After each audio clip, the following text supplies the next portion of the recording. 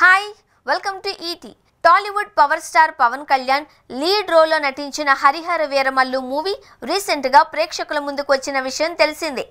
5 ఏళ్ల పాటు సెట్స్ పై ఉండిపోయిన ఆ సినిమా ఎట్టకేలకు ఇటీవల రిలీజ్ అయింది.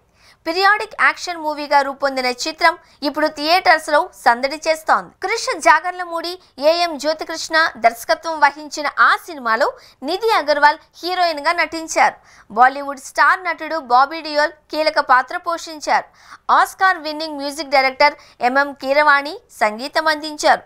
మెగా సూర్య ప్రొడక్షన్స్ బ్యానర్ పై ఏఎం రత్నం నిర్మించగా దయాకర్ రావు నిర్మించారు. అయితే వీరమల్లు మూవీ వసూళ్లను ఇప్పటి వరకు మేకర్స్ వెల్లడించలేదు.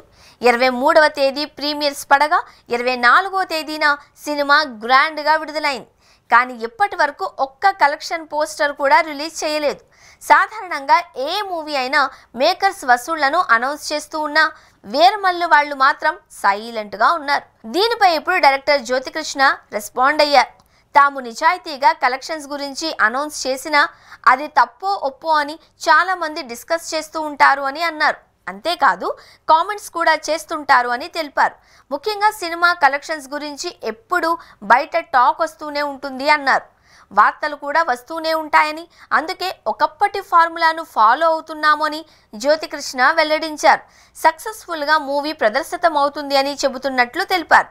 వసూళ్లకు సంబంధించి ప్రస్తుతానికి తమ నుంచి ఎలాంటి పోస్టర్ కూడా విడుదల చేయలేదు అని డైరెక్టర్ స్పష్టం చేశారు. కాగా 3 రోజుల్లో హరిహర వీరమల్లు సినిమా ఇండియాలో 66 కోట్లకు పైగా నెట్ వసూళ్లు రాబట్టినట్లు ట్రేడ్ వర్గాలు అంచనా వేసినట్లు తెలుస్తోంది. వరల్డ్ వైడ్గా 90 కోట్లకు పైగా వసూళ్లు వచ్చినట్లు ఊహించినట్లు సమాచారం. మరి ఓవరాల్గా వీరమల్లు చిత్రం ఎంత వసూలు చేస్తుందో మేకర్స్ ఏమైనా అఫీషియల్గా ప్రకటిస్తారో లేదో వేచి చూడాలి.